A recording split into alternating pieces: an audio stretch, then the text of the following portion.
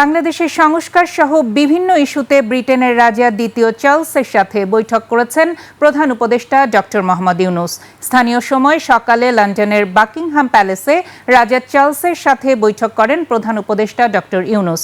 জীবন অবাক না করলে কে করবে? 28% মিল্ক ফ্যাটের অবাক করার সাথে ফ্রেশ মিল্ক পাউডার। জীবন অবাক করুক প্রতিদিন। পরে প্রধান উপদেষ্টার প্রেস সচিব শফিকুল আলম জানান, অত্যন্ত বন্ধুত্বপূর্ণ পরিবেশে আধা ঘন্টারও বেশি সময় ধরে হয়েছে এই বৈঠক, যাতে বাংলাদেশের চলমান সংস্কার সহ বিভিন্ন বিষয় গুরুত্ব পেয়েছে।